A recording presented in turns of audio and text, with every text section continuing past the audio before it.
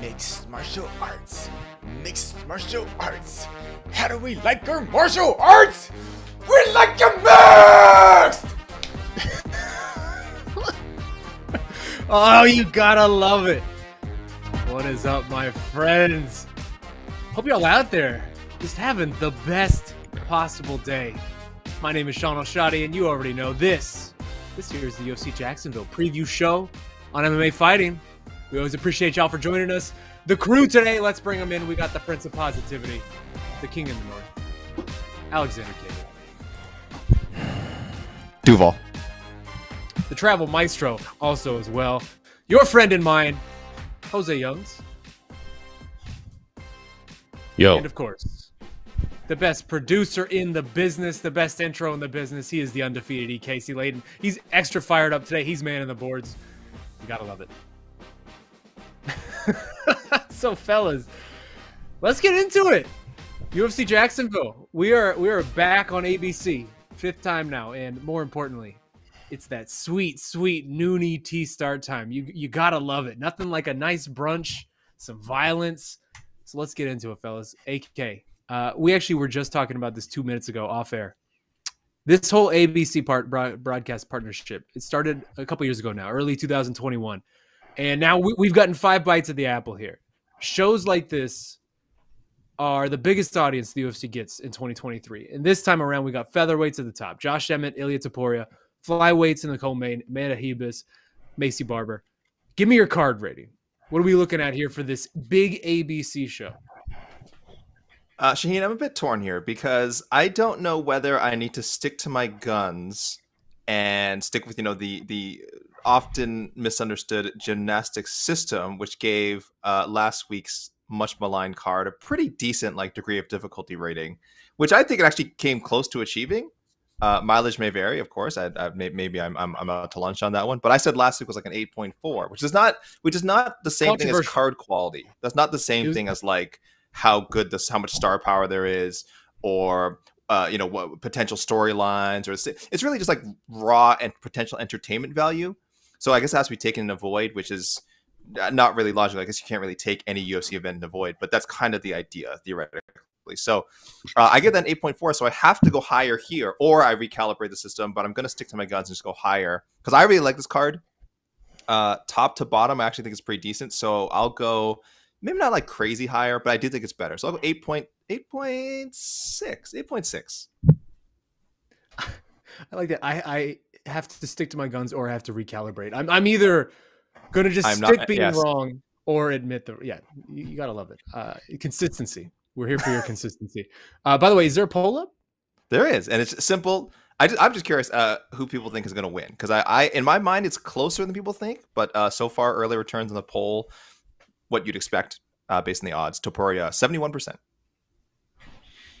So Jose, I'm a bit curious in your opinion on this, because when we first heard about this ABC deal a couple of years ago, I think a lot of people assumed these would be relatively loaded cards, right? Like you're getting the biggest audience possible, network TV. We were talking about the gold jackets. You're wanting to put your best foot forward. And what they've become, it's a little surprising. I could say they're essentially glorified Apex Fight Nights, but I also don't know that there's too much of a difference in card quality between what we're getting this Saturday and what we really get every Saturday. So I don't even know if they're glorified Fight Nights. Are you a bit surprised that this is sort of where we've ended up with this? That this is how the UFC treats these ABC cards now? No, because do you guys remember UFC on ABC 4? That was really kind of a nothing burger too. I mean, it had fun fights and had an interesting main event. I bet none of you can name UFC on ABC 1, 2, or 3 either. Well, the first one maybe because it was the first and it was on Fight Island. But after that, I'm willing to bet very few people on MMA Fighting site can name them off the top of your head. I bet you guys can't name UFC on Fox 5 or UFC on ESPN 5. I just think it's on ABC. That's cool. It's a fun fight. It's a fun main event. It's not the best main event we've had on ABC, but it's not the worst. It's right of the 5, I'd probably put it 3. Yeah, that sounds right. It's definitely not the best, definitely not the worst, but I don't know. I guess I work in the wrong industry because I'm gonna watch regardless. I'm curious if the fighters involved in the main event or the main card get any sort of rub from being on ABC these days, because we live in a streaming world where I think network television just doesn't particularly matter much to the masses. What do you think, AK? I mean, I think that's a very valid perspective, Jose. And also, I mean, if anybody's been around for long enough, by the end of that Fox run, right? Some of those Fox cars were pretty dreadful. AK, are you sort of where you at with this whole ABC experience at this point? Also, this background is just tremendous all of a sudden.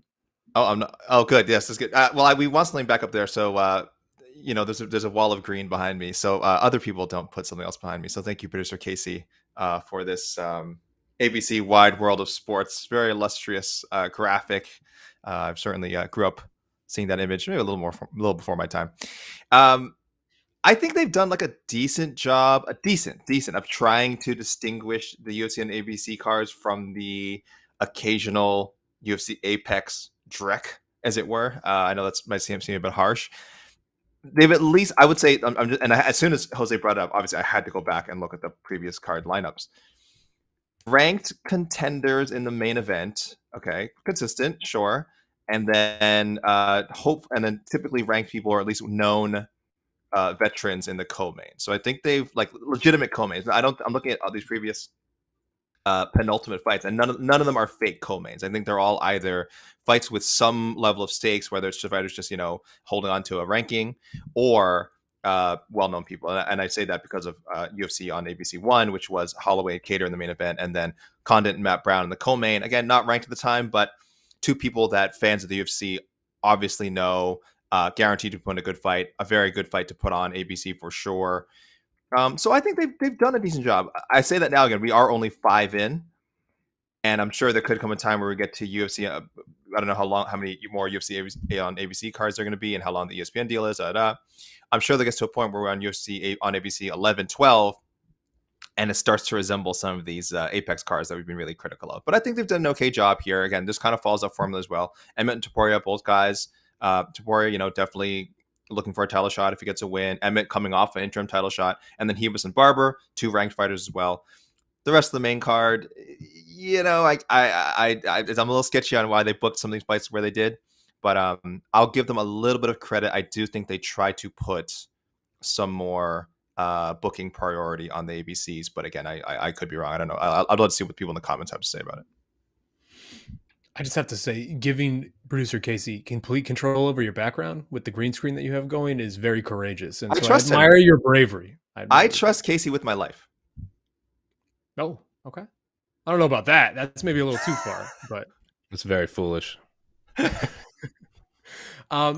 you bring up a good point. Nice, Casey.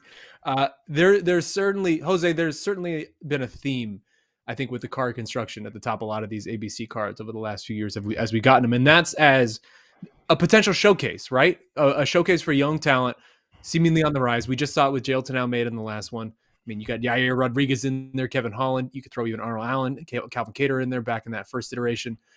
There's a clear trend here of giving young talent the chance to sort of showcase themselves against these established vets. And now it's Ilia Topuria's turn. And I'll tell you what, I am all in. I love this fight. I couldn't be more intrigued by this main event. From the moment Ilia Topuria entered my life, I have earmarked him as a future title contender, if not a future champion. I am not alone there. That's not a bold take. I know you're a baseball guy, Jose. We talk about in baseball 5-tool players, right? The guy who can do everything. To me, that's Ilia. He just feels like the 5-tool fighter. He's unbeaten, a hellacious puncher, can destroy people in the stand-up, but can also tie people up in knots on the mat. Just absolutely outclassed Bryce Mitchell. The last time we saw him, submitted the submission artist, right? I'm about as high on him as I am as anybody in the sport, and I'd be shocked if he isn't wearing UFC gold at some point before he calls it quits. Do you match my Ilia Topuria enthusiasm, or am I just getting a little too excited here, a little too ahead of myself? I think Ilia Topuria is unbelievable. I think talent-wise, he's one of the 5 best featherweights in the world. But I've enjoyed this slow build up. People forget, like, that knockout of Jai Herbert, that was a lightweight because he was originally supposed to fight at UFC 270, I want to say, maybe even a different card. But there was like weight issues. It might have been him or his opponent. It might have been both. I think it was Movzar at the time. And then him and Mitchell, Bryce Mitchell, I think that was a fun showcase fight in the sense that there was some heat between them, and like the press conferences were fun, the interviews were fun. I just I don't want to just kind of throw him into the. I don't want to like give him a Calvin Cater or a Max Holloway right away, if that makes sense. I enjoy this slow build because he's only 26. Josh Emmett is what, 38, 37. So there's like a 10-year gap right there. So, but if he goes out there and just dusts Josh Emmett, then I'm all on board. I feel like I said the same thing with Jailton Almeida. Of the MMA fighting staff, I'm usually the last one to jump on a bandwagon or a hype train or whatever. Like I buy a ticket and I look at the schedule and I determine if I want to hop on after it arrives. If he goes out there and melts Emmett, I'm all on board. I'm not 100% like he's going to wear UFC gold in the future. He is so good. He is essentially, he fights like if Michael Chandler had any semblance of fight IQ in his UFC run. Like he has dynamite in his hand. He's very good at grappling. He's very good defensively, both grappling and striking. Like you said, 5'2" player. He does it all offensively and defensively. I'm very curious because like I know people at MMA fighting really like Ryan Hall. I don't think Ryan Hall was ever going to be a top 10 featherweight. I never thought he was going to be a top 10 featherweight. Jai Herbert, lightweight, not the best lightweight. Bryce Mitchell, awesome win. I'm curious how he looks against a heavy-handed, durable Josh Emmett, because Josh Emmett's a guy that we've seen like the Michael Johnson fights where he's losing and then all of a sudden he touches you once in the later rounds and you're waking up looking at the ceiling. So this will answer a lot of questions I have for Ilya in the same way I had when Jailton Almeida fought Jair Zinho. So I'm very, very excited for this fight. This will determine whether I'm fully on board the Ilya hype train or not. You're a patient man. I respect it. I, however, do not have that patience. So I am all in. And AK, oh, you just got a rotating background going on now, AK. I love this. This is great. Family. AK, we talk a lot about sort of the big prospects in each division, right? At featherweight, there's a good, healthy group. You know who they are. The Mobstar of Loyovs, Lerone Murphys, Jack Shores. You could even throw your Arnold Allens in there if you want, depending on how you view him as a contender or prospect at this point. Where do you view Ilya on that big prospect list at 145? Is he the best prospect in this division to you? Is that a Movsar of Loyev? Like where do you sort of see him in the landscape right now of the come-ups? It's Ilya. It's Ilya. And with respect to Movsar, who I think, because he's been a bit more active than Ilya, I think he has the second highest win streak in the division. I think Ilya just hasn't been able to get in there long enough. Plus, there was the Jai Herbert fight, which was at lightweight, so it's really 4 fights at 145, whatever. But no, I still put Ilya in there. I do have some concerns about him making weight, but otherwise, I love the phrase 5-tool player. I love the results we've seen. He's well-rounded. And he's got power. Like I like a lot of well-rounded guys. Like well-rounded is great. I think to be a UFC champion at definitely the lighter weight classes, you have to be well-rounded, right? I mean, we know this. We've known this for years now. It's very difficult to be sort of a quote-unquote one skill person. Even like Charles Oliveira for the longest time was thought of as like just a submission guy, and then listen, he's knocking people out left and right in the feet, or at least rocking people in the feet, getting into brawls and stuff like that. So you have to show that, and I think Ilya has definitely shown that. A little bit of overcoming adversity too. Not all his fights have just been like one-way traffic. Like we do remember the highlights, we do remember the finishes, and that's great. He's had fights where like people have given him a bit of a challenge, and that's good. That's to be expected. This is not a thing where it's like, oh well, he was a heavy favorite against this person, and they kind of exposed him because he didn't just run through them. Like that's actually good for a guy he's 26. He turned 26 this year, 26 years old. Really still very early into his pro career. Like I keep saying, I think he can get a title shot now. But I say that with the caveat that if he fought Volkanovski within the next 6-7 months, he could lose and still put together another run and then get another title shot down the road. This is not a guy, I feel like, who's one and done. He gets a title shot, he loses, and he's out of there.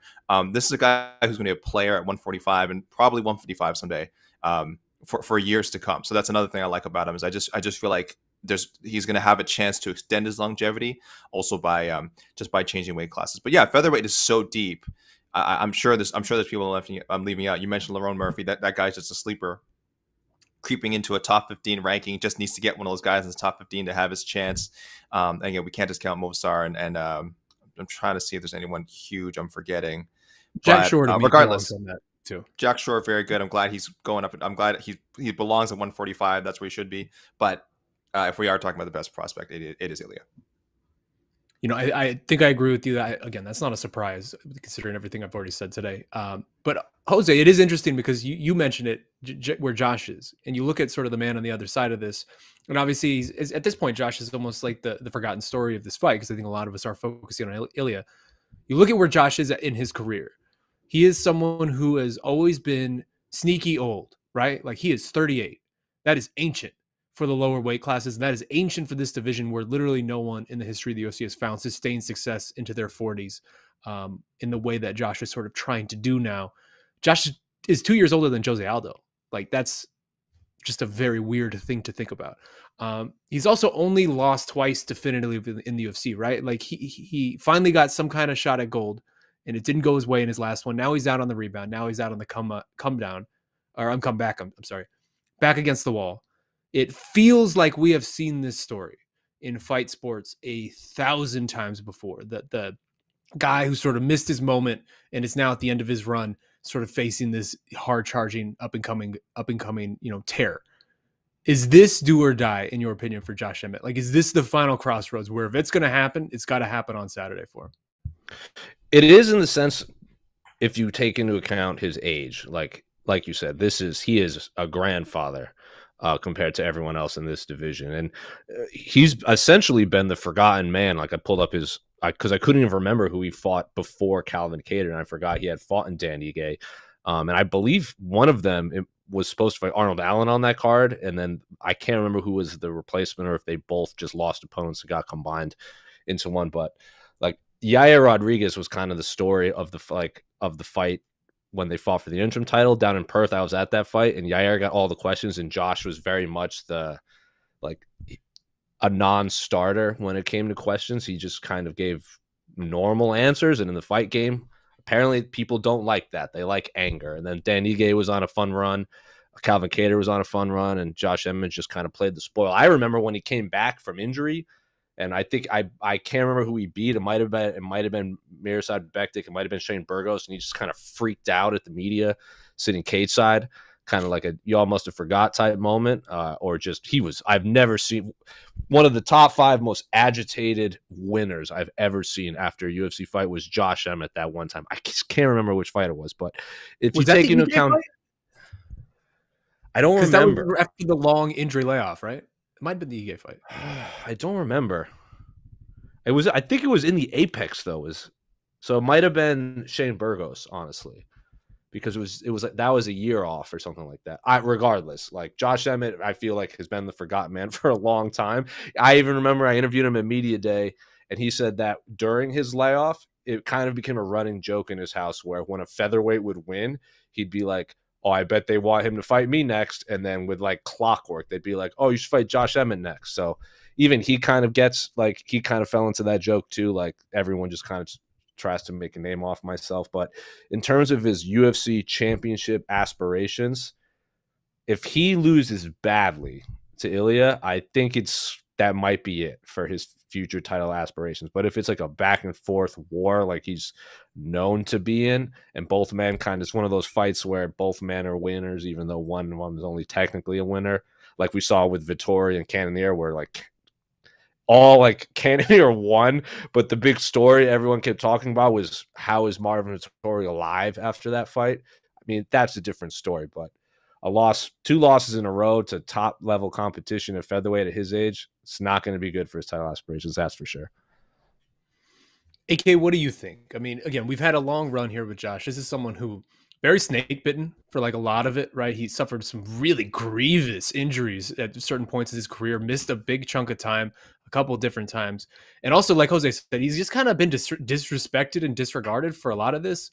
It was cool to finally see him get his moment against Yair, but you almost wonder if it came just a smidge too late. What do you think? Do you think Josh has another run at a championship in him? Not if he loses on Saturday. Not if he loses on Saturday. We had a summer discussion about Charles and Beneil at UFC 289, and I was very optimistic for Beneil, who's also up there in age. I don't think he's 38. He's what, 36, 37? Or is he the same age as Josh Emmett? But he's up there. He's up there, and he's up there in fight years too. And I was much more optimistic for him, even though he's also in a similarly,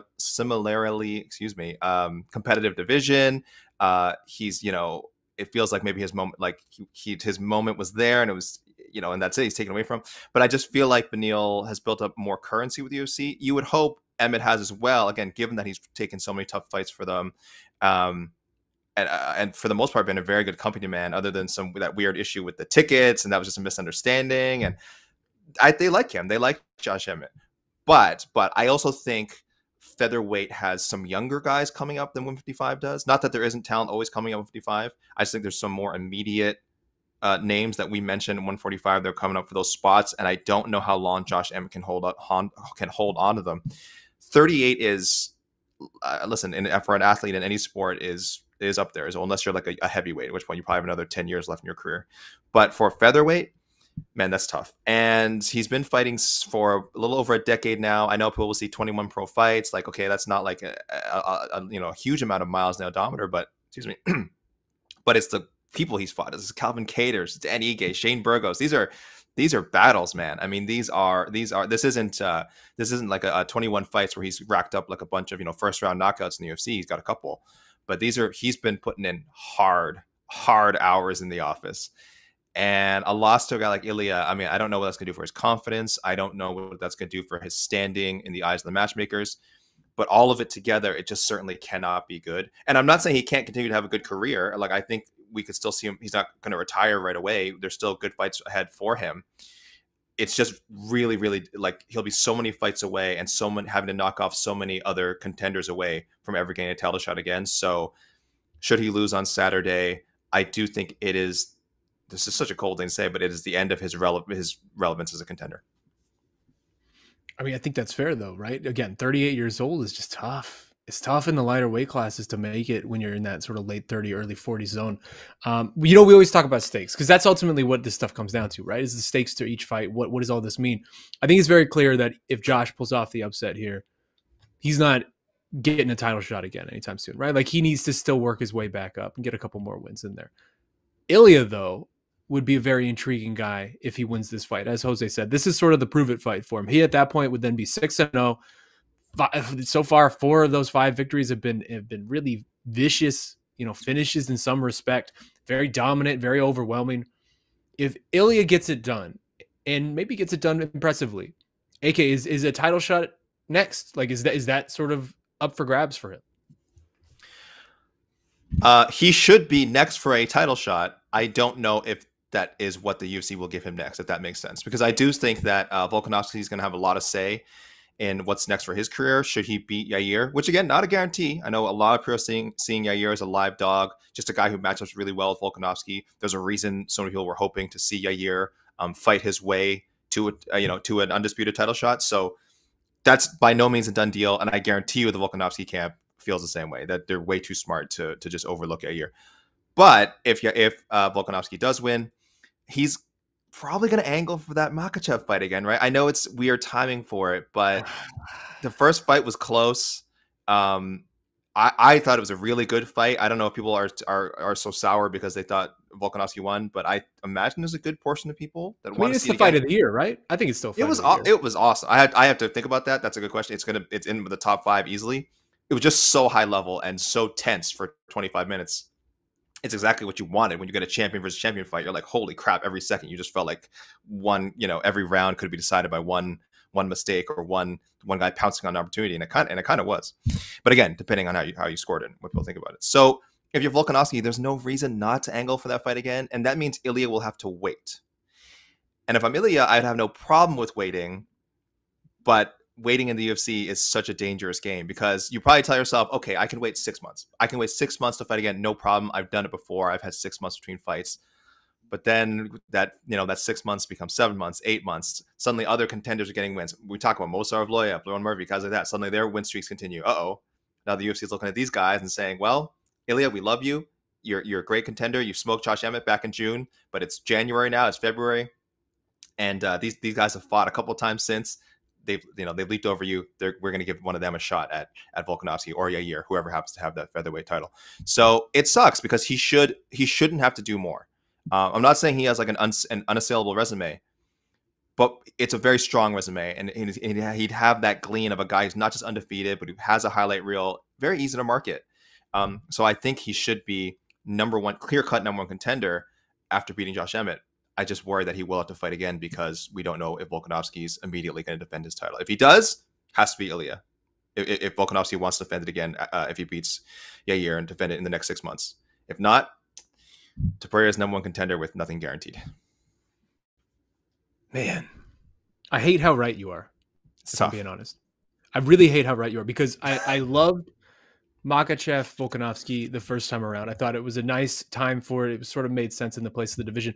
I would hate it if you run it back this quickly. The one thing that was always the most impressive about guys like Anderson Silva, John Jones, George St. Pierre, whoever you want to name, the greatest champions, they beat the different eras of contenders, right? Like we beat the young guys and then the next stage of young guys, then the next stage of young guys. We've seen Volkanovski now establish dominance over the last crop of featherweights, the Max Holloways, the Korean Zombies, the Brian Ortegas.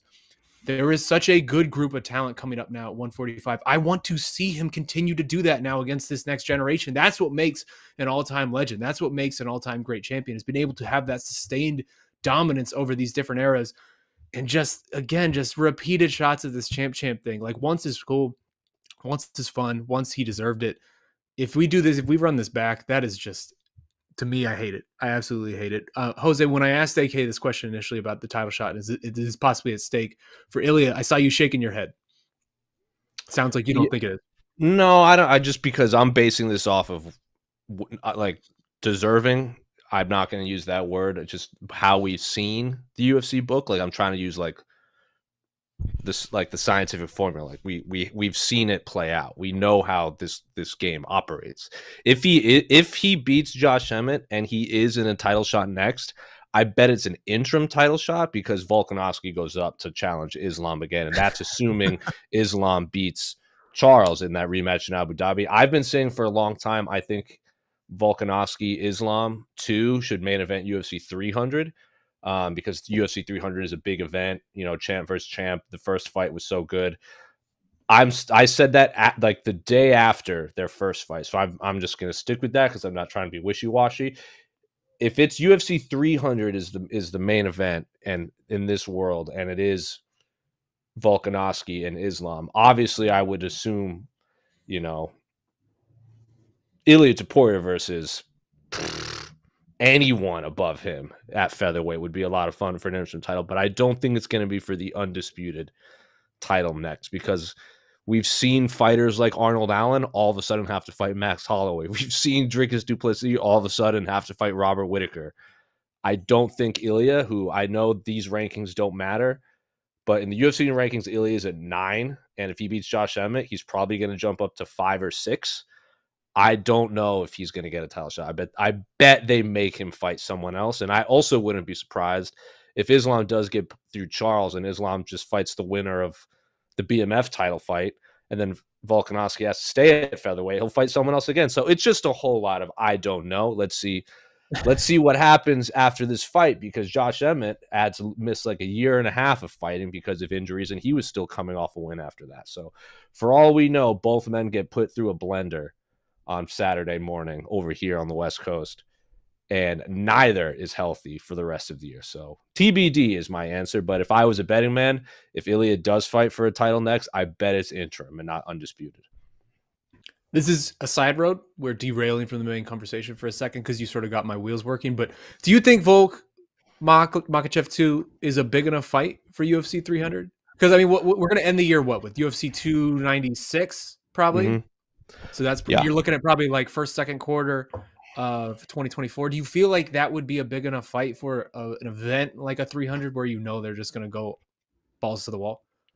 I think it is, but that's just Jose Young's. In the world of, you know, fans who don't watch Islam and Volkanovski fight all of the time, I would assume they'd want like a John Jones and Israel Adesanya or something like that in there. I wish UFC 300 worked where it would be International Fight Week next year. I feel like because that would be too much sense, because then, you know, International Fight Week, then it would make a lot of sense. And I also wish it was the same weekend as the Super Bowl, which is the end of February. That's not going to line up if my math is correct, because the Super Bowl is in Las Vegas. And if they do a UFC pay-per-view on the Saturday before Super Bowl Sunday in the same city, Vegas is going to burn to the ground from the amount of media attendance. Well, UFC 300 is going to end up being in what, like April? That's so lame. Something like that, right? That's like it's so lame. A very weird middle portion of the calendar. Just skip a couple. Like they've skipped January a few times. Just take January off. Take January off, or like don't have a pay-per-view in February or March or whatever. I don't know, but yeah, I wish UFC 300 landed on a better time, because like I thought it was such a no-brainer when Conor was supposed to fight Chandler, if that fight ever happens. Because if you look at the UFC schedule, the NFL schedule, I'm pretty sure the Raiders have a Thursday night game that week of the UFC pay-per-view, which means Allegiant Stadium is wide open that weekend. So I'm like, why not just put Michael Chandler, Conor McGregor in Allegiant Stadium and give it a test run? But now that fight probably won't happen. And if it's Jamal Hill versus whoever, they're not selling out Allegiant Stadium. So UFC is in a weird place with matchmaking and arenas, because now Canelo's fighting in September on the same day as a UFC fight night in the same city, but the UFC has the T-Mobile. Where are all the Mexicans going to go? See Alexa Grasso or see Canelo Alvarez? Probably Canelo, unfortunately. Not unfortunately. Yeah, I don't know. It's like you said, it's just in a weird place in the schedule. I wish selfishly that the timing would work out. I don't know that there's enough time for the pillars to fall in place for this, but I would love to see Izzy versus Pereira 3 for the light heavyweight title. Yeah, UFC 300. That to me would be just delightful. Like I would really enjoy that. But be a lot again, we're on a Listen, you're focusing on UFC 300. You're not focusing enough on UFC event number 652, according to Wikipedia. This is UFC on ABC 5. So we passed UFC 289 was actually the 650th UFC event. 650. Is this event on ABC? Because isn't there because I'm the wrong person to ask this, like. If Mike Heck was on the show, he'd probably know. Is there a big golf tournament going on right now? Is that why this is on ABC? Because ESPN Plus is just all golf? No, I mean, they're just mandated to have, I think, right, but they usually, historically, they don't, because they had UFC and ABC in, May? And now they're having one in June. It's rare we get them in back-to-back months. So I'm just curious if it was this was just the last place they could stick it. Well, we had one. I mean, this certainly wouldn't be the last priority for something like this, right? Like ABC is sort of the top priority. So I don't know. Yeah. I don't know. I think it's simulcast on ESPN Plus. I have no idea how golf UFC ESPN Plus works. I think the prelims are ESPN and ESPN Plus, and the main card ABC and ESPN. No, ABC, ESPN Plus for both. Sorry, ABC, ESPN Plus main card, ESPN Plus prelims. So again, I live in Canada, so I don't know what ABC or ESPN Plus are, but ESPN Plus just is a streaming service, right? ESPN Plus airs multiple things at a time. I have no idea. How does ESPN? Yeah, and I just logged on to ESPN Plus, and everything being streamed right now is just golf. There's nothing else. There's literally no option 2. It's which golfer do you want to watch? Tomorrow there will be on UFC. We've gotten completely off track, so maybe let's get back on the rails for a second. Although I will say, shout out to my boy J Ray B in the comments. We need to book UFC Apex 100 fantasy book. The Apex 100. We're getting there. That just sounds terrible and delightful. Augusto Sakai better be invited back. I'll tell you something. I want my. You better have Augusto Sakai on that friggin' card. I need Andrei Arlovski in a 15-minute. Very boring fight on that night. Yep. AK main event Saturday. Oh, is it Ilia Toporia's big breakout? Is it Josh Emmett coming for one last run? How you see this? Oh, I have to pick. Okay. Listen, I'm boring. I'm going to go Ilia Topuria. I know Jose is always prepared to take the contrarian standpoint, so I'm happily handing that ball to him. I think Ilia is the real deal. Like I said, I would love to see him fight for the title by the end of this year if everything falls into place. He's as ready as he'll ever be at this stage in his career. You can have him face another couple of contenders. I wouldn't have a problem with that either. Of course, it's featherweight. Give me more great featherweight fights, but I would just love to see him tested against Volkanovski, just to see where he is. I think he's at that level where he deserves the chance to be tested, and we'll know for sure. We'll know for sure on Saturday. Emmett is so tough, but I think that Topuria can put him away. I'll go Topuria by 3rd round knockout. What do you think, Jose? I'm going to do exactly what AK said and just pick Josh Emmett so we can have some semblance of conversation. Mhm. I think, and I'm going out on a lim here. Y'all can just say you agree now. Josh Emmett has beat the last 4 opponents that Josh Emmett has fought is better than anyone Ilia Topuria has ever fought in the UFC. Like, Bryce Mitchell is very good. I think Calvin Kattar, Dan Ige, and Yair Rodriguez are all better than Bryce Mitchell. Shane Burgos is more exciting. I don't know if he beats Bryce Mitchell, especially right now. But even dating back then, like the Jeremy Stevens, the Ricardo Lamas, is like Josh Emmett has seen every type of fighter in the UFC. Ilia hasn't fought someone as durable and as hammer-fisted as Josh Emmett yet in his UFC run. And let's not forget, he got dropped in that first round against Jai Herbert. Yes, it was at lightweight, but Ilia Topuria, lightweight, should still put away an unranked lightweight relatively easily, and he got head kicked bad in round 1. Now, I'm not saying Josh Emmett is going to head kick Ilia Topuria because I don't see that coming, but I absolutely could see a world where Josh Emmett just throws a fastball between the eyes of Ilia.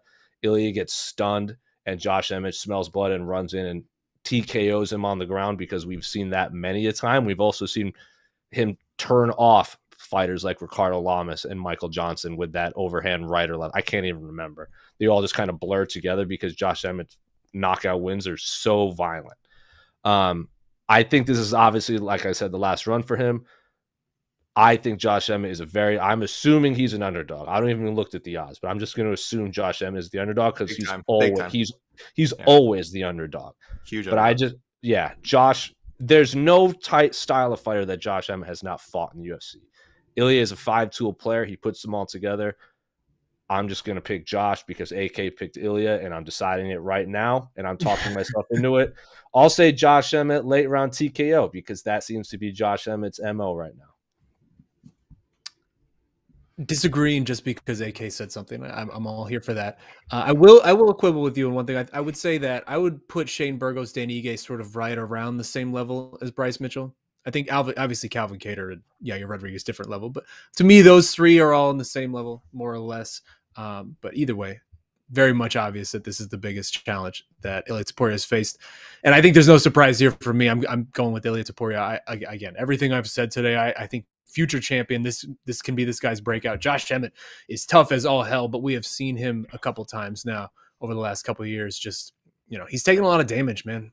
He's taking a lot of damage. And again, at 38, like at some point that catches up with you, and all the injuries this guy has had, it feels like he may have missed his window. He may have missed his moment, but again, we'll see. I'm very, very excited for this. I love the matchmaking in this fight, and I'm really looking forward to this fight. I'm glad this is 25 minutes because we really get to see what Ilia Topuria is made of against a guy as tough as Josh Emmett. Let's move on, fellas, though. Co-main event time. Or let's see. I mean, AK, I'll go to you on this. Amanda Ribas, Maycee Barber. Is this a co-main event to you, or is this a penultimate fight? Where do you see the co-main event? They got numbers next to their names. These are officially MMA Fighting Global Rankings ranked flyweights. So I can very comfortably sign off on this fight. Where are they? Let me just take a quick look here. Maycee Barber, number 15, Amanda Ribas, number 12. And I think Amanda Ribas is only number 12 because she's also ranked at strawweight, if I'm not mistaken. I believe she is ranked in 2 divisions. So she'd probably be higher in either one if she was focused on one. She does have a few losses here and there too, but again, because she'll fight anyone in either weight class, and you got to love that. So totally legitimate co-main. Maycee Barber, 4-fight win streak. That was legitimate. I know. Listen, I know it's not the most memorable 4-fight win streak. I'm sure there's a lot of the listeners out there are like, really? What? Like Maycee Barber 4 straight? Yeah, man, 4 straight. And if she wins, Jose, get that graphic ready because those graphics always pay off every time you make them. You've never made one that hasn't been used.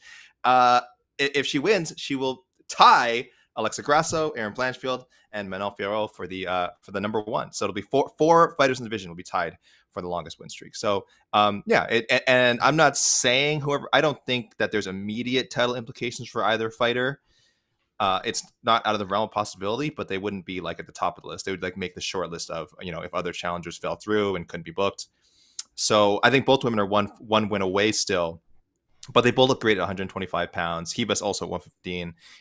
I think it could be a potentially exciting fight too. I like the matchup on paper. So perfect, specifically UFC on ABC co-main event. I think very consistent with the other UFC on ABC co-mains. Okay, so officially a co-main event. Jose, where are you at on this fight? Do you like it? Yeah, I mean, it makes sense. Both women are known figures among fight fans. They're both ranked. I think the fight actually makes sense. Amanda Ribas and Maycee Barber are also like, I know there's like we have like fighters like, you know, Manon Fiorot and Kellen Chookagian, like they're so talented and they win all the time, but they're not going out there and just putting women away. They're just winning an MMA fight, which is perfectly fine. They're just winning 2-3 rounds and, you know, winning fairly easily.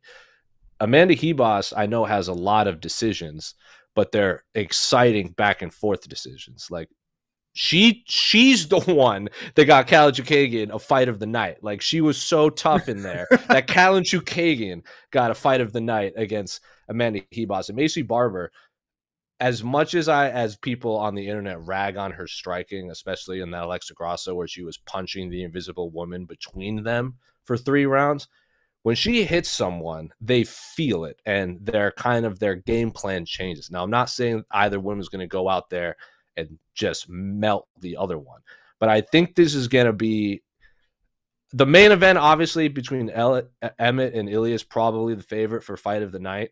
But I would not be surprised if Amanda and Maycee kind of put on a back and forth, just we're going to punch the hell out of each other for 3 rounds and they sneak out a fight of the night.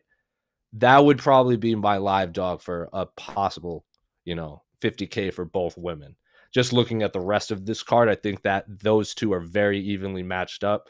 I'm still going to I pick Amanda by, I don't know. I have no idea how, but I just think Amanda's looked really fun and active at flyweight. Maycee Barber hits really hard. I just think Amanda's has more tools to pull off the victory, if that makes sense. But fun fight, makes sense, and an absolutely perfect co-main event for UFC on ABC. You're 100% right. Amanda getting a fight of the night out of Katlyn Chookagian is probably the most incredible feat of anybody on this entire card. Like, that's just astounding. I can't handle that whatsoever. I lean Amanda too. This to me feels very split decision-ish. I might lay a little money on a split decision outcome here. I don't know. This just feels like one of those fights, like you said, sneaky fun, ends up being a lot more competitive than maybe we expect, and sort of maybe a little controversial at the end. But I lean Amanda too. Where you go, AK?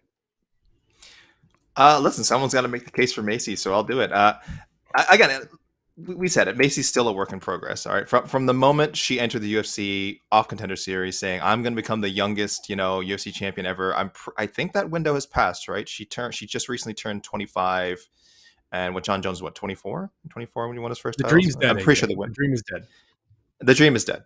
But 25 is still super young. 25 is still super young, very early in her career, and she had the benefit of being thrown into the fire and having a tough face, like much more veteran competition, and for the most part she hasn't embarrassed herself. I know there's been some ugly fights in there. I know there's been at least one fight you know, that Miranda Maverick I'm talking about, that of course people think she didn't even deserve to win. I did call that a robbery, so I'm in agreement with the majority of the people who scored that fight at home. But again, these are all things that I feel like she has made the most out of. Again, whether it be a tough loss or a controversial win, it does feel like she keeps building and building and building and building.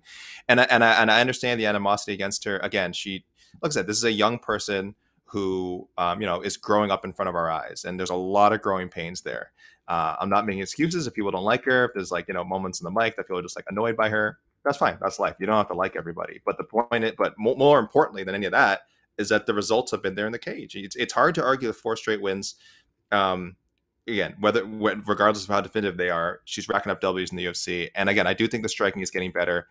I do think we might be headed to more controversy. I hate to call a fight like something like, oh, this is potentially going to go under a robbery review. But it just feels like it.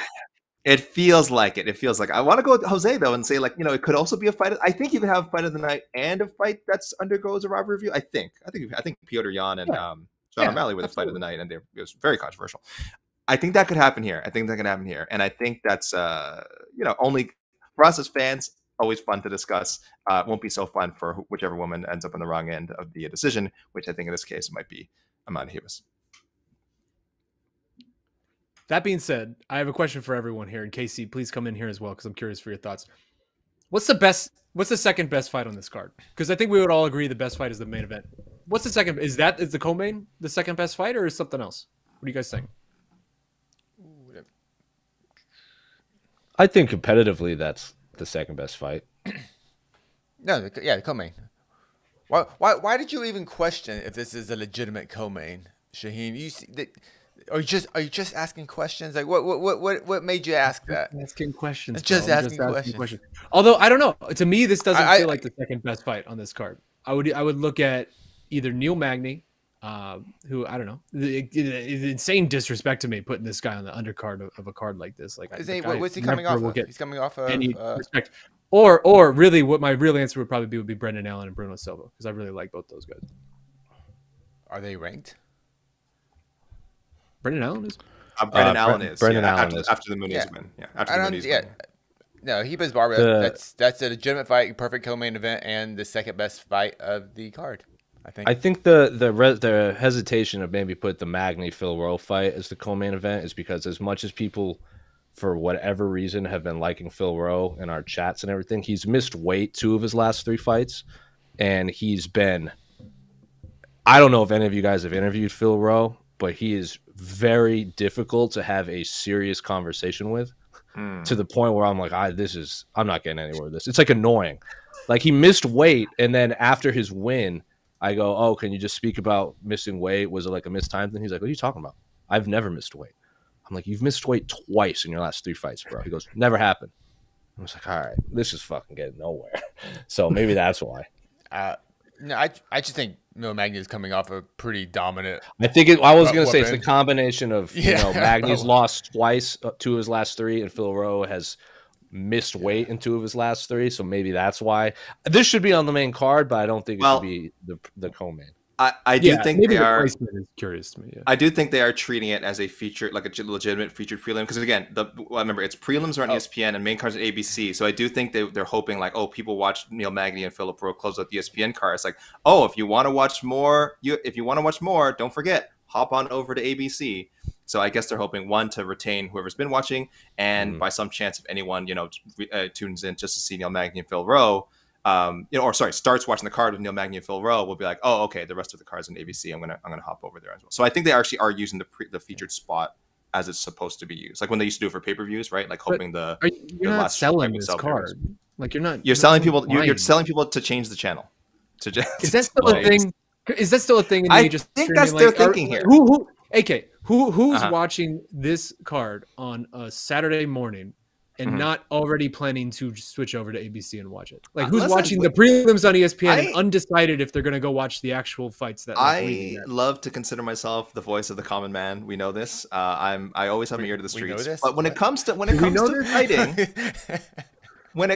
fighting, my perspective is a little skewed. I don't know what the average like non-hardcore MMA fan thinks when they tune into like ESPN. They're like, oh cool, I'll watch a couple of fights, and then they see Randy Brown and Von Sherman. They see Neil Magny and Phil Rowe, and then I don't know if they're if you can lock someone in like that, and then they're like, oh, I gotta watch the rest on ABC, or like you said, it has to be someone who's already like, oh well, I know UFC's on today, I'm gonna tune in around this time, and I know it's on ESPN, I know it's on ABC. I think there is some casual audience to be grabbed.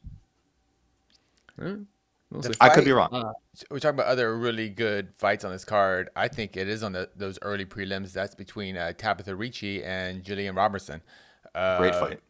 That's an awesome fight, and I think it's really a big test for both women, especially Robertson, because I think her last fight was her first fight down to strawweight, and she looked awesome. I'll tell you this though, she's not enjoying the cut down to 115. She looked very unhappy at the weigh-ins. Okay, I haven't seen that. So yeah. She made it. We'll see if that affects her performance. It was her first fight back at strawweight, because she used to fight at strawweight, and then she went to flyweight, and then she went back to strawweight. All right, copy that.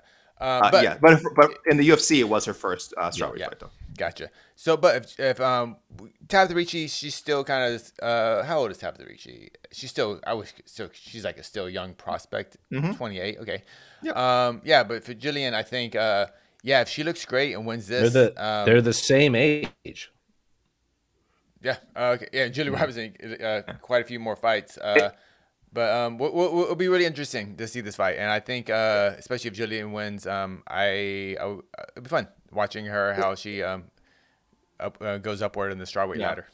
It sucks though because the logical call for her if she beats Tabitha would have been to call for Rose, right? Because she beat her in the grappling match, right? She submitted her in the grappling match, and now Rose went back up to went up to 125 where she used to fight. So Rose is running from her. Rose is running from her. Rose is running from Julian Robertson apparently. On the record, who said it? Yeah. So unfortunate, but as far as matchups, I like that matchup. I think there are also lots of good, fun prospects on the card. Obviously, it'd be fun to see Trevor Peak again to see if that hit that. I think he knocked out. What's his name? Ghost Pepper, his last fight. So it'll be Eric Gonzalez. Yeah. See how he does again, and Mr. Awesome Haircut. Yeah, going. We should tell people. We should tell people who don't know that we did lose Tatsuro Taira and Clayton Rodriguez, which was my pick on Between the Links. What happened? Between the links, I was asked what's my sleeper fight, and I looked down. I'm like, oh, Tatsuro Taira and Clayton Rodriguez, obviously. Like I think that fight's off. I was looking. I was like, where? I was thinking like I didn't see it. No. I was like, oh, maybe I could see you getting to it. I could see you working down to it, and I'm like, I was looking for it. I know. Let me stop him for his heartbreaks in real time. Are you kidding me? What happened? Clayton missed weight by 3 pounds, and you pretty much knew it wasn't going to happen then because it took them like there was no update for like over an hour, and I'm like, they're either negotiating a purse or he's just not going to. It's just not being cleared. So, yes, and now Tatsuro has said that he wants to hopefully fight on UFC Singapore, so get a somewhat quick turnaround. So you'll see Tatsuro soon. Clayton, his second time missing weight. Not sure how the UFC is going to feel about that. Can you imagine that going through a training camp in Japan, flying across the other side of the world, cutting weight, making weight, and then the fight's off? Oh, that sucks. All right, well, big bummer. Big bummer. All right, let's hear from the peeps. Casey, any questions? And actually, I have one saved while you look and we wait for more to roll in. That one that I saw earlier. Oh, money. You're on it. That's exactly what I was looking for. This was coming from our friend Pro Fights Info. If Josh Emmett loses, would it be in his best interest to leave the UFC for PFL or Bellator? Guys, if you're Josh Emmett and you lose, I'm not sure Josh's contract, so obviously that's a sticking point in this. But say he's closing to the end of his contract. If he loses to Ilya, and that's sort of the end of his title hopes in the UFC, but you still have that window where you're maybe an elite featherweight still. Is the move not to go to PFL? Like, why would he not want to go to PFL and maybe cash in on that one last time if he still can? Oh, it's PFL, not Bellator, PFL. 100%. Same thing. Right? Same. It could be soon. Oh yeah. Sorry. I was like, same thing. Okay. Hold on. Sorry. But no, is that not the move? Anybody? Somebody? Nobody? Oh, I thought you were throwing to Jose specifically. I'm sorry. I'll jump in. Yeah, I don't know. I do feel like PFL has not proven to be like a short. It's hard. You know what I mean? It's harder to win it than people think, right? Like, I mean, Shane Burgos just kind of learned that. He had a tough go. He still has a chance. He fights as tonight as we're recording this. I think if he gets a finish, I think he makes the playoffs. He stays on track for $1 million. Yeah, it's a good looking idea, but it's definitely not easy. Everyone says Brendan Loughnane just found it the hard way. You know, he won $1 million, super happy. I'm sure he doesn't regret the experience at all. Again, he just won $1 million. And whatever, he's not making the playoffs this time. But like that 3 fights in 6 months is serious and not like a fun thing to do. Where does he have a better chance of making $1 million? The UFC? Maybe that's not his concern. Oh, really? Maybe that is his concern. He's not a prize fighter. He's a fun fighter. For the love of the game. He's a fun fighter. He's doing it for the love of the game, Casey. A 38-year-old featherweight, his concern is very Just much how do doing I it- just doing maximize it 'cause the it's money fun. I make in the next year. or two. Bellator, I really don't know why. I don't think that's the move. I think we do. Yeah, we're really because the pay it's comparable. There's the sponsor stuff, but like at the end of the day, man, I think if he had a choice, he would stay in the UFC. But yeah, the PFL, I get it. Is in his best interest. It's the phrasing is interesting. Is it in his best interest? It's weird because in my heart, I just think he's not going to do it. I think he sees himself as a UFC guy, and I think he's just going to stick around. I think that's who he wants to retire there. So the question is yes. Listen, the answer to the question is yes.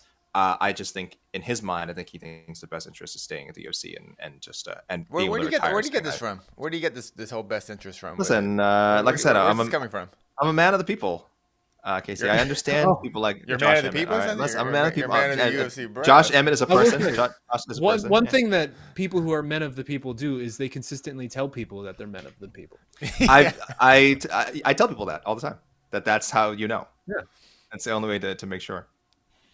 I would say that think- if Josh Emmett wants to retire in the UFC, he is most likely looking at a brutal losing streak to end his UFC career, because that's how they treat guys like Josh Emmett. Well, because he has a bit of a name, and he'll be. I mean, and this He'll just be fed nothing- to the young lions over and over. Which again. is We're what seeing it. as a promoter, which is what you should do. You build up your new stars off your old stars. That's how you do it. That's nothing bad for the. I mean, every Well- organization does that. You're supposed to do that, but that's up to Emmett how he Well, wants to. with obviously the three of you consumed the product on MMAfighting.com in 2020.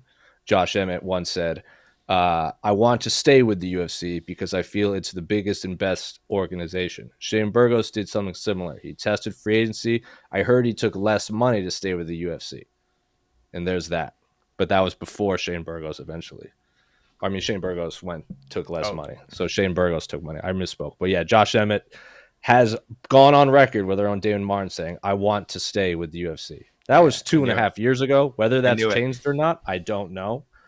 You guys have obviously read that article, so I don't need to give you the full I mean, synopsis. I did. I don't know. It's what the other easier guy. to say that thing when you're a 35-year-old featherweight than when you're a 38-year-old featherweight. I also and know he was on his way to fight for a title at that point too. Yeah. I also know that fight before he fought Shane, he signed a 4-fight deal. So I would assume this is either his last fight on his contract, because I don't know how the interim, like the title fight, might have been like an additional one, because if you win, you get extended. But that was the Shane Burgos fight was like 4 or 5 fights ago. So either he signed a new one or they added one because of the title fight. I'm not quite sure. He likely re-upped for the title fight, because a lot of guys tend to do that in Josh's That's what I'm position. saying. I also know Josh Emmett was really into NFTs and crypto for a long time. So I'm curious how much money he made off of that. Made, And, lost, who knows? Listen, Emmett. So Emmett's at Eagle FC, right? Is that where we're going? Yeah. Mm-hmm. Listen, Emmett. Just win. Just win. There you go. Then we've had a lot of questions about what happens if Emmett loses. We had a lot of questions. Just win. I don't understand why these fighters just don't win every fight. Why just Yeah. win every fight and then there's Why it you solves make all the your move. problems? Seems Yeah, like the just- move. Just win. Let's hit a couple more questions. We're already course. at an hour here somehow. Yeah. Let's do it. UFC 652. we don't have to go too much into this, but we got to talk about it a bit. Okay. Danielson. Coming from Stephen K. Who y'all got? Okada or Brian Danielson, I'm guessing? Danielson, yes, Danielson, because it's happening in AEW and because Ospreay. Well, what happened in AEW? It's happening. It's happening in AEW, like it's happening in an AEW show. And Ospreay's going to get the win back in the main event, so they can't have both. I don't think they can have Okada and Ospreay lose. That's my theory. So, Rainmaker all the way. Moving on. oh, listen, it's going to be a great match, but I will be there. By the way, I think will be- Dan- I think- You're listen, going? You're going? I'm there. I'm in Toronto. I'm a Toronto Yeah. man. So people, if anyone's at the Toronto show, say what's up to your boy. Dude. I'll probably be wearing some Danielson very- by tomfoolery rematch at Wrestle Kingdom. There you go. right, Exactly. fair. It's gonna build. It's leading up to a second match, obviously. He'll cheat. He'll cheat. Obviously. Dastardly. That dastardly Danielson. From Phoenix. Marshall family. Mixed martial Charlie Will. family. Mhm. We love it. What is this bootleg poster behind me, by the way? Because this isn't movie specific. Where'd you find this one, Kate? Because this is not. This is from various films. You've got various ages here. You've got very young Vin and Paul Walker. The Rock is there. There's a Michelle Rodriguez from number 9, number 8. Excuse me. Who's that in the No, number motorcycle? 7. Number 7. I'm sorry. That's Michelle's very young Han from probably number 4. Fast Furious 4. Okay. I I'm love that sorry, we what's just going can't on? do any preview show, D-Rock. Yes, show, D-Rock. meeting, any editorial meeting, anything without somehow having 5 minutes of Fast and Furious talk from AK. It's just consistent, like clockwork. Mhm. This one's coming from D-Rock. Jose, can you rate Emmett's tattoos? There, I've said that, like I've always said, if I was super white or super pale, I would steer right into the big colorful tattoos because they pop. So I don't necessarily know what Josh Emmett's the subject matter of Josh's tattoos are, but I could tell you aesthetically they work very well on him because he is so white and his like what was that guy, Scott Jorgensen? Remember when he had all the colorful stuff and it just looked awesome. Now there's a difference between subject and application. The application looks on point. I don't know what the subject matter is, but for his skin tone, I think they work well. I don't know about, it's only on one side of his body, onto his chest, get the other side done. I think the bomb tattoo on his wrist is a little silly, but he's a professional fighter, so he can do what he wants. There you go. Josh, you got the Jose seal of approval. Yeah. What's on his left bicep? A skull? A flaming skull? Yeah, something like that. No, it's the one that's all colorful. No, the other side, his left arm. Oh, I don't think know. It's left arm. I don't know I know like the big colorful one is like a lotus leaf on fire. I like. Yeah, I do like the colorful side of it. Yeah, the colorful side is the application is well done. Very nice. Oh, from our boy no! Ray Don't B. talk about Zalgas. Damn it! No, I mean, should we? I don't want to jinx him. I don't want to jinx him, man. Leave it. Don't mention it. The Bane, Ben Davis, posted a screenshot of him at the weigh-ins, and it was like looking kind of blank and kind of drained, and it's like, this is what a man looks like when he's had to cut weight 3 times in like 1 month. And I'm like, yeah, pretty accurate. So poor Zalgas. He's kept a great sense of humor about it. Anyone who follows social media, he's wearing the Bruce Lee Game of Death jumpsuit, tracksuit today. It's look good. He's having a lot of fun with it, but man, he just wants to get in there and actually fight. Like it has to be just driving him freaking crazy at this point. So especially fingers crossed. What this fight means, right? Like this is kind of like it for him. He's lost 3 in a row, 5 out of 6. Like he's got to win this, and to go into a fight like this where it's their back against the wall and have to cut weight so many times, like that's just no way. Everything starts over with a new haircut. It should. Yeah, and now his record is 0-0. He has a gimmick now. He has a gimmick now, so now it's all a fresh start. But this is the cat that has 2 wives, right? Like I'm pretty sure he has 2 wives and like 8 kids. So Wikipedia tells me he has 2 wives and 6 children. Yeah, I knew it was something crazy like that. But I have no idea. It's on Wikipedia. I knew it was something wild like that. Yeah. It's an interesting individial. But yeah, he's up. Terrible and exhausting. I have a feeling, sadly, by the end, you're a relatively new dad. You can't be saying stuff like, oh, actually, that's exactly what you should be saying. Bro, I have 1 wife and 1 child, and it is exhausting. I have a feeling, and a dog. 3 dogs. Oh, you have 3 dogs? Oh yeah. Oh boy, if you were on the Ultimate Fighter this season, you'd be knocked out. Don't you have like a guinea pig or a chinchilla or something weird too? My wife had a chinchilla, but she got rid of it, donated it to a chinchilla like foundation or something. I don't know, you kept trying to give it to me. When the kid came. Yeah, when the kid came, because it was too much. Guys, I have a feeling that like we actually won't be talking about Zalgas. We will be talking about Josh Van, who is I agree. An absolute just blue. I mean, you talk blue chip prospect. This is it, man. 7-1, 21 years old. All his wins by finish so far. 21. Jeez. He's 21 years old. He's from Myanmar. I think someone was asking me, is he the first UFC fighter from Myanmar? Probably. All I know is that the UFC just got 2% more Asians. So Don Davis, watch out because they're coming. Oh, sorry, I guess 1 championship. Watch out, they're coming. Yeah. What's the Asian percentage count? They're now 79% Asian. Oh man, that's the next great feature idea we need to be doing. Percentage of Asian for each promotion. In every promotion. All right, let's close it out with 1 more. All right. This is kind of a little off topic, but still MMA. Ooh. Pro Fights Info again. Can the PFL do anything to steal headlines again this weekend? What do you guys think? Outside of having fighters who actually aren't fighting do something.